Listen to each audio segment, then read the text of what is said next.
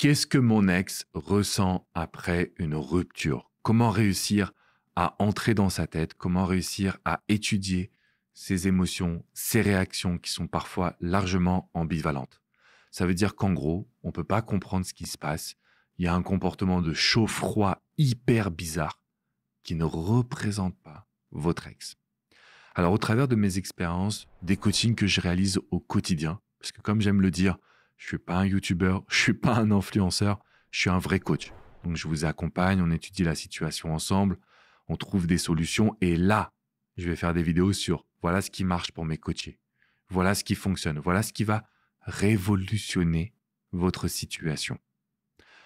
C'est très important de savoir lire son ex, parce que quand je sais lire mon ex, je peux avoir un coup d'avance sur lui, sur elle. Donc, il faut que je puisse étudier ses émotions, il faut que je puisse étudier ses comportements, il faut que je puisse étudier ses mots. Ça reste des situations qui sont indispensables pour nous. Donc, quand j'observe justement ce que vous réalisez au quotidien, à un moment donné, vous êtes suspendu aux lèvres de votre ex. Vous êtes suspendu sur ce que votre ex désire. Ça, c'est pas lire votre ex, c'est pas forcément savoir ce qu'il ou elle ressent, c'est plutôt se mettre en demande et malheureusement, ça apporte zéro reconquête. Donc, avant même de démarrer en vous expliquant ce qui se passe dans la tête de votre ex, je vous invite sincèrement à mettre un maximum de pouces bleus et à vous abonner à cette chaîne YouTube. Vous allez recevoir des vidéos, vous allez avoir accès à une communauté, du soutien, parce que dans une rupture, je sais à quel point c'est difficile. Donc, ne restez pas seul. Arrêtez de vous entêter. C'est un abonnement, hop, vous cliquez et c'est fini. OK? Donc, concrètement, on sait aujourd'hui que post-rupture, il y a 3 émotions qui vont se bousculer chez votre ex. Il va y avoir de la colère par rapport à la relation, par rapport au gâchis, peut-être par rapport à vous. Il va y avoir de la tristesse, parce que même si on prend la décision de rompre, même si on n'aime plus une personne, il y a quand même de la tristesse qui vient se mélanger à la première émotion de colère. Et la 3e émotion, c'est de l'amertume. Alors l'amertume, c'est différent de la colère. L'amertume, c'est celle qui va nous déranger le plus. Pourquoi? Parce que c'est celle qui fait qu'il y a un petit peu de dégoût et donc une perte de sentiment.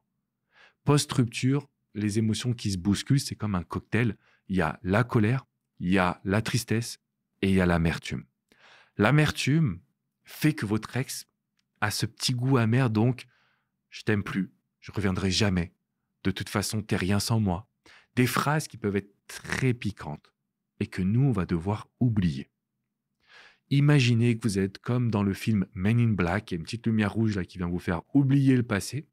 Parce que chaque fois que vous êtes concentré sur ce que votre ex vous a dit, ce que votre ex a fait, ce que votre ex a mis en place pour vous piquer, en fait, on rentre dans son jeu.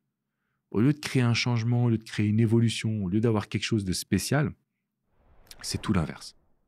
Donc moi, ce que je vous demande, c'est d'arrêter. D'arrêter aujourd'hui de vous concentrer sur votre ex. Donc, grosso modo, ce que votre ex ressent après une rupture, c'est ça.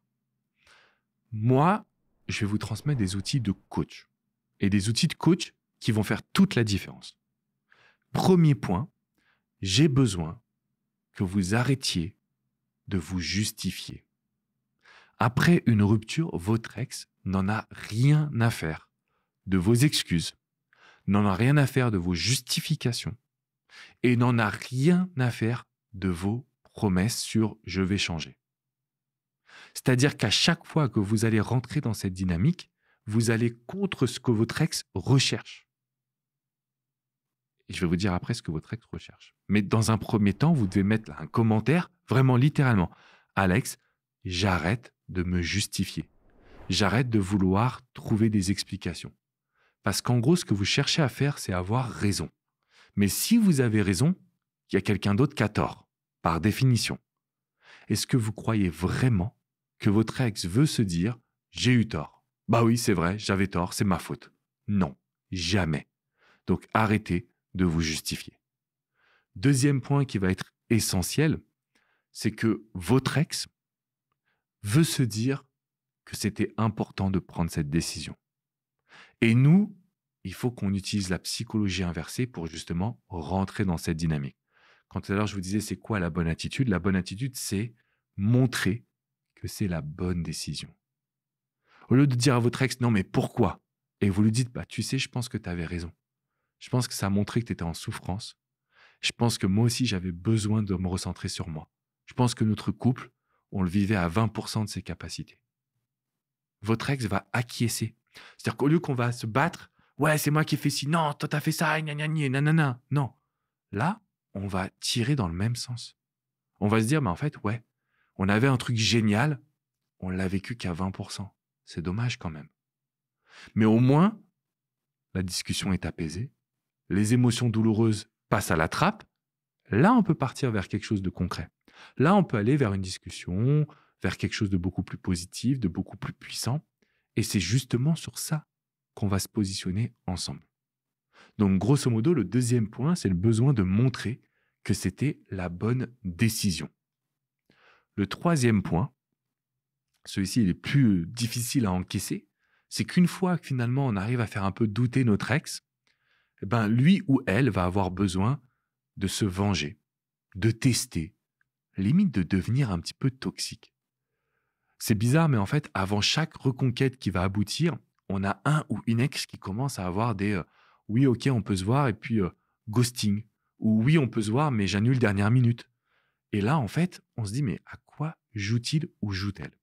Votre ex va avoir besoin de vous tester, de s'assurer que vous avez réellement changé, de s'assurer que vous n'êtes pas en train d'essayer de revenir pour ensuite refaire des erreurs.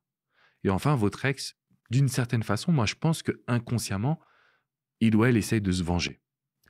Tu m'as fait souffrir, donc je te fais souffrir un partout, et ensuite, on peut effectivement aller vers une nouvelle dynamique.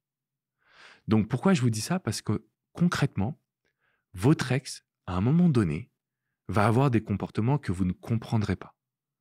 On m'a dit, mais combien de fois j'ai entendu ça? Mais Alex, mais c'est pas ma femme. Alex, c'est pas mon homme. Il ou elle se met à fumer. Il ou elle se met à sortir en boîte de nuit. Il ou elle se met à s'habiller hyper sexy alors que ce n'était pas du tout son style, etc. Donc en fait, on a à ce moment-là, et c'est une étude vraiment que j'ai appréciée, mais c'est une étude qui nous en dit beaucoup sur les comportements post-rupture. En gros, il y a une étude de 2010 qui explique que après une rupture, la personne se dit « j'ai pas assez vécu pour moi ». Ok?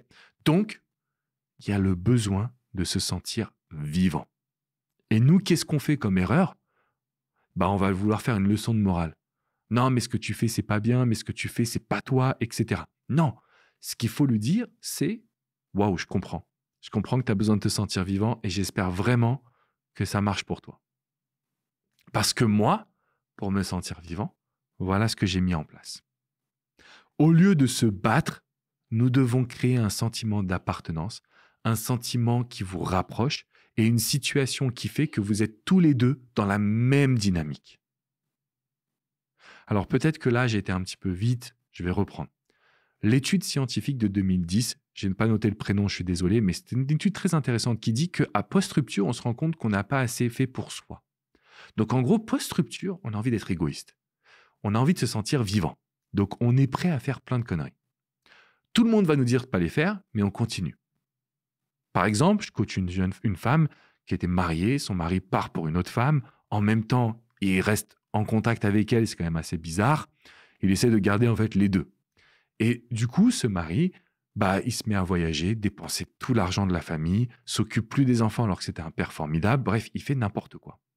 Et elle me dit, Alex, il fait n'importe quoi. Je lui dis, ça fait combien de temps que ça dure? Ça fait 8 mois que ça dure. Je lui dis, donc ça fait 8 mois que ce que tu fais lui donne l'impression qu'il peut continuer. Alors, ça lui a fait un petit choc. Hein. Parfois, le coaching, c'est ça, c'est toucher l'inconscient. Je lui ai dit, mais qu'est-ce qui se passe si demain, tu lui dis, mais en fait, tu as raison. Tu as raison, moi aussi, j'ai envie de me sentir vivante. Je vais changer de coupe de cheveux. Je vais partir en voyage avec des filles. Je vais rencontrer du monde, etc. Elle me dit, je sais pas. Je dis, testons. 10 jours plus tard, il est revenu avec ses affaires à la maison. Alors, ça, c'est une reconquête ultra rapide. Je ne vous dis pas que j'aurais su qu'en 10 jours, il allait revenir. Mais c'est pour vous montrer que quand un ex va avoir un comportement de « je veux me sentir vivant » et que vous faites la même chose, en fait, tout devient beaucoup plus possible. Le dialogue est plus possible, le dialogue est beaucoup plus simple, le dialogue est beaucoup plus cohérent. Donc finalement, ce que votre ex ressent, on va en faire une force. on va en faire quelque chose de puissant. Mais pour ça, il faut arriver à lire en votre ex. Il faut arriver à comprendre les éléments. Donc, j'ai juste envie de vous dire, si vous le pouvez, prenez un coaching avec moi. Si vous le pouvez, alors avec quelqu'un de l'équipe, ça peut être coach Jenny, coach Hugo, coach Vladimir ou moi-même, mais si vous le pouvez, il suffit d'une séance pour que vous ayez une nouvelle vision. Parce que moi, ça me tue de voir que vous êtes à ça de récupérer votre ex, mais parfois on est un peu entêté dans une voie, on n'arrive pas à se mettre à la place de l'autre, mais c'est normal, vous ressentez des émotions fortes. Laissez-moi vous accompagner.